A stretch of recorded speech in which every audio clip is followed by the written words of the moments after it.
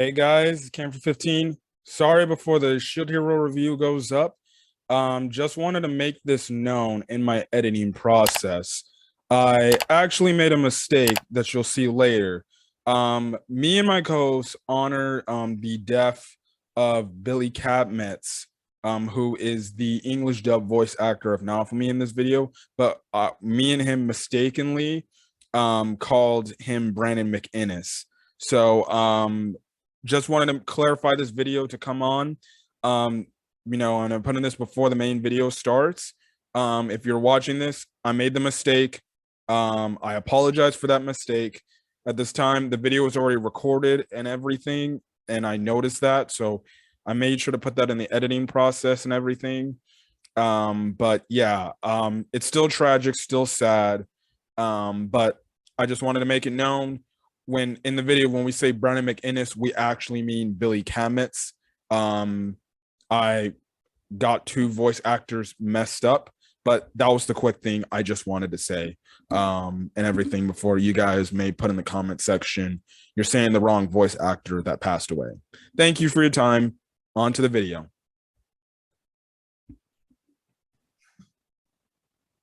Hey guys, this is Cam for 15, back at it with my co-host, The Red Wolf, and we are back with another Rising the Shield Hero episode review for you guys as we get a very solid episode.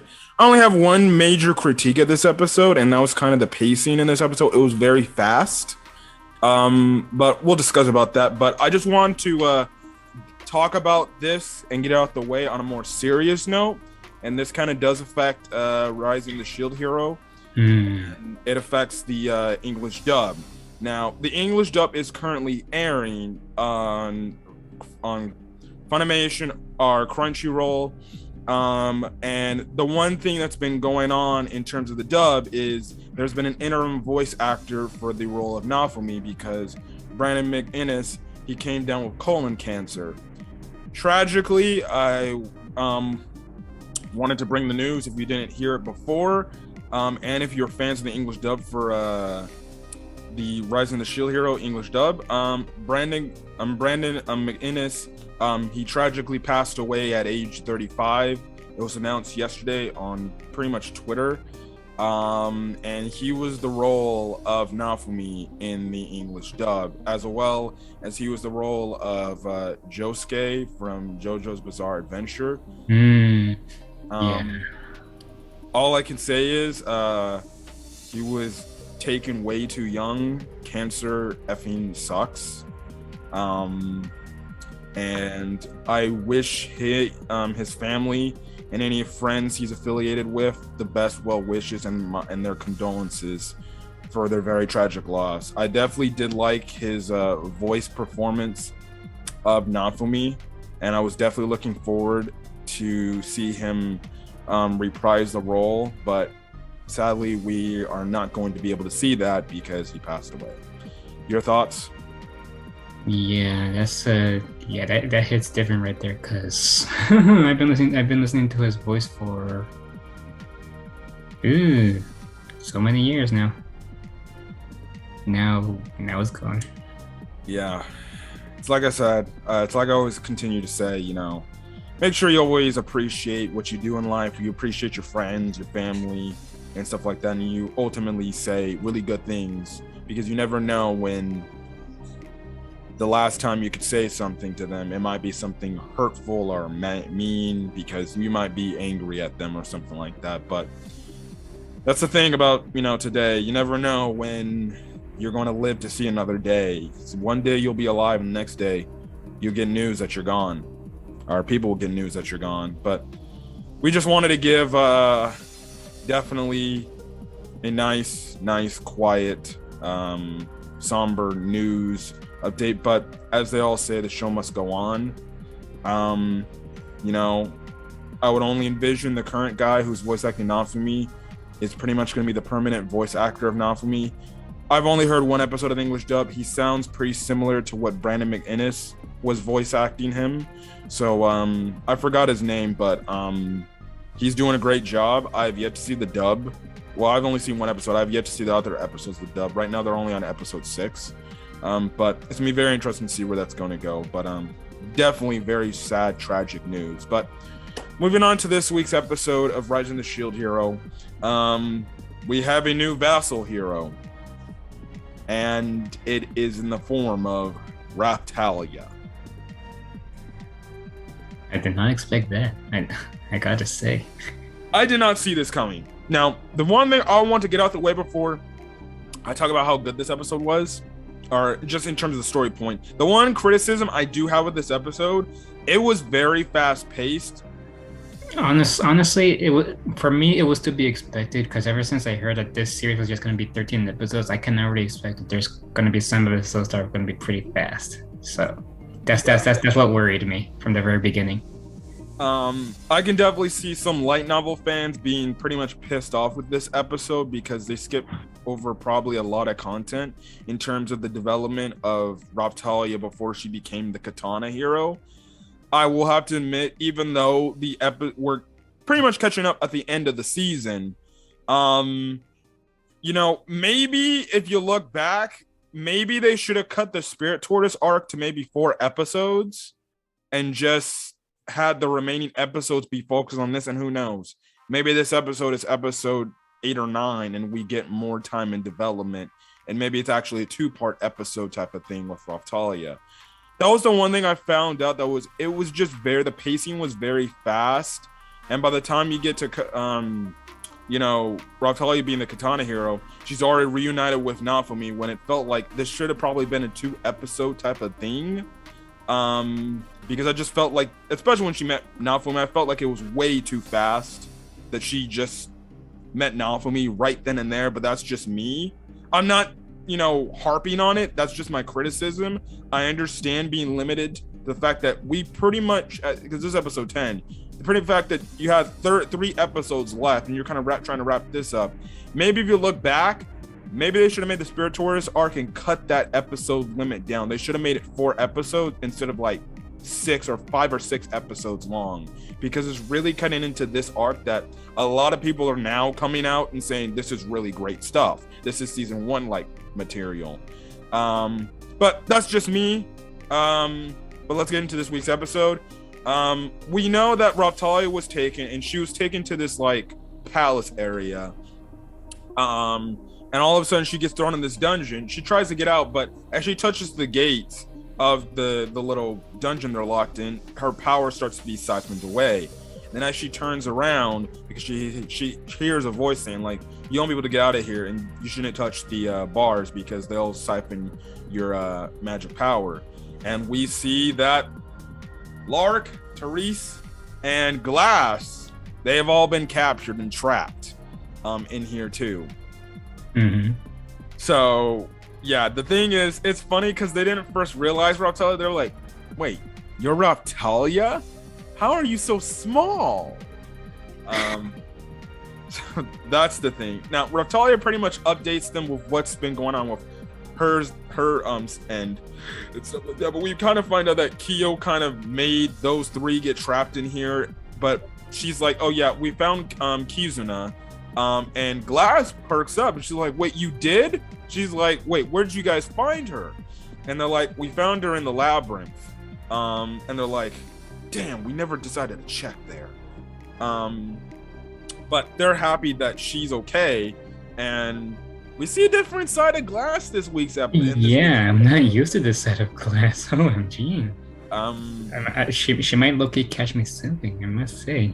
Yeah, she was like very cute, adorable. She was getting flustered this episode. I'm like, if I'm getting this type of Glass, can we get this type of Glass for good? And I love how Glass is like, well, you did your part in helping Kizuna. That means I should only repay my favor. So I'll do whatever I can within my power to get you back to Naofumi, which I thought was very sweet of her. Even though these guys are pretty much in the way of they gotta kill them, the fact that they're willing to help them out because they're kind of got one standing enemy, which is Kyo. That's kind of the whole thing. Now, what is the how did they escape this prison? They use what little money they have left to break that to break the walls from the inside, and they just escape, and they also made some kind of illusion, having them think that that was actually them still in the prison and stuff. Yeah. So they get out, they go look for Kizuna in the location where Ralptalia was last at. But you know, you get a nice little montage of them training, and that's like what I said. The pacing was so fast. You get these quick montages with what these characters are doing and stuff like that. You get another nice moment with Ralptalia and Glass, because Ralptalia is getting bigger. The outfit she's currently wearing isn't, you know, it isn't big enough for her to wear. So you get a nice scene between Glass and Ralptalia where she's actually making another kimono for Ralptalia, and again, you see a side that we haven't seen in Glass at all. Like, she was being very cutesy, very, you know, flustery, sympathetic. I'm like, I could get used to this. I can. So that's the whole thing and everything. And then we get the big moment where we hear news about, oh, it's time for somebody to pull out the sword to be the next Vassal Hero, the Katana Hero. And we see the person that's going to do that is that sneaky little conniving bastard, the blue-haired dude. I forgot his name.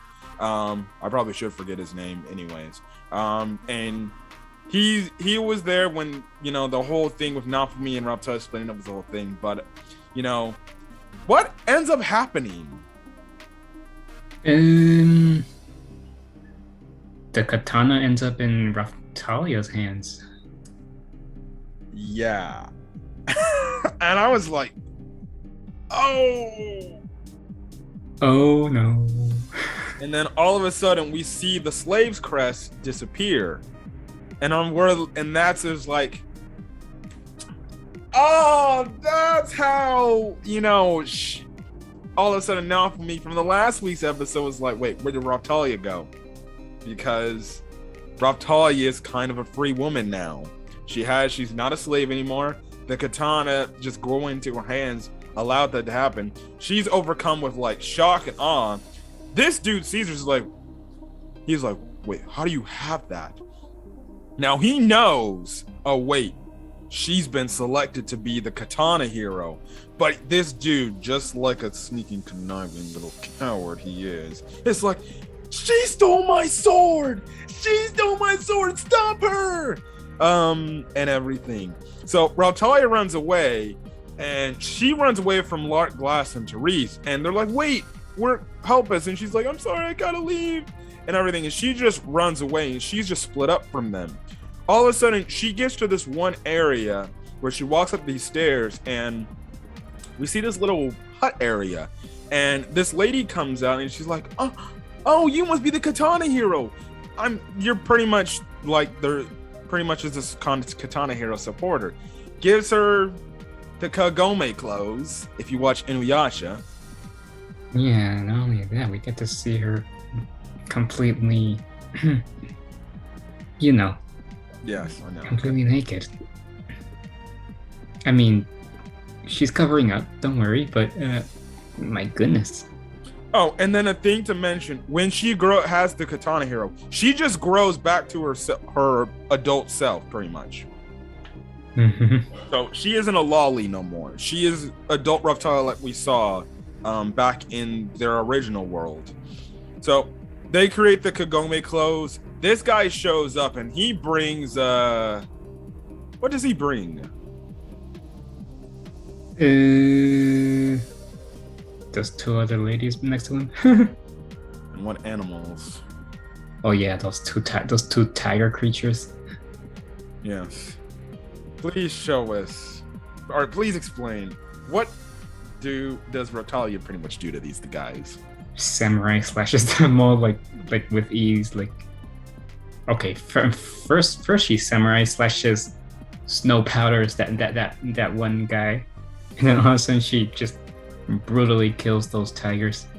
Yeah, it was definitely very gory with what she was doing. Mm-hmm. And she does cut the guy. And what was the badass line she told that guy? You take it, man. You take it. Okay. She pretty much said, if you move, you'll end up like your tigers. your tiger friends. And his little servants had to heal him to stop the damage, and he got pissed off and everything. Ralptalia pretty much made the threat of like, if you try to come after me again, I will cut you down. So yeah, she walks down the stairs. A gigantic white tiger shows up, but who comes in the nick of time to save her?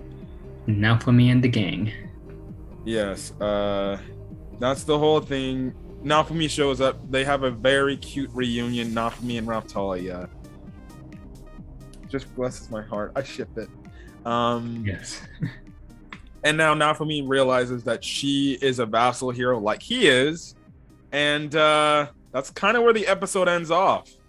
And they're just back together again. So the full party is finally back together again. On their effort to stop Kyo. Now, the one thing I will say is, now that Ralptalia is a vassal weapon hero, the thing is, she's a vassal weapon hero of this world. They have to get back to their own world after this is done.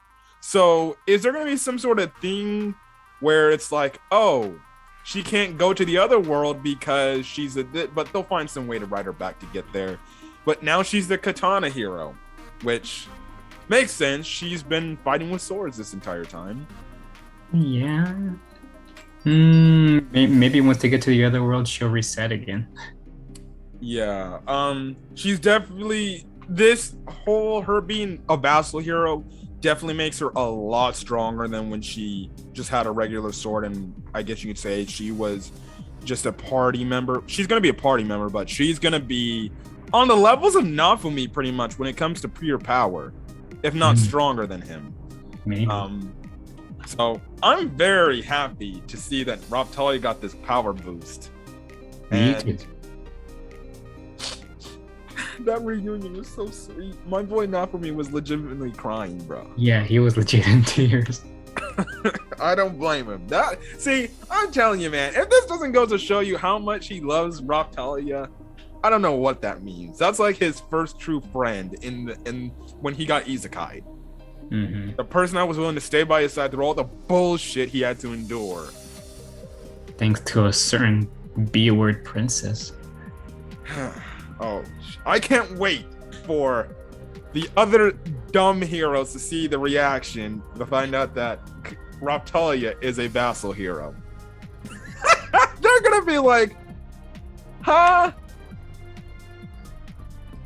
So here's the thing, though. She's a vassal hero in that world, but once they get back to the other world, won't she go back to a normal Ralptalia? No, I think she'll still be the Katana hero, because it's the same thing as when Lark, Therese, and Glass, go over to Naofumi's world. They're still vassal heroes. I guess so.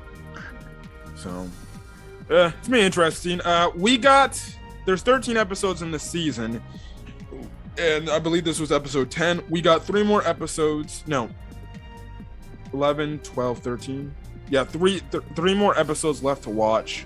2 or 3 more episodes left to watch, and then that's it for Rising of the Shield Heroes Season 2, and then it'll be it for Season 3. So we definitely got to top this Kyo storyline up pretty fast, which means the pacing is probably going to be very fast the next couple of episodes as we end the season off. But hey, that's what happens when you're kind of stressed for time and you don't have a 24 episode season like Season 1. My fear was coming true, man. My fear is coming true. Yeah, and then when you kind of pay attention, when the anime kind of focuses on an arc that really, in all honesty, nobody ultimately liked. Let's rush the good stuff. It kind of reminds me of My Hero Academia Season 5 in a way, especially the back half. They focused more on the hero side, and then when it came to My Villain Academia, they rushed it because, well, if you want to know more background details, the reason why they rushed that is because the people in Japan, they do not like the villain characters at all. If anything, they hate the villain characters.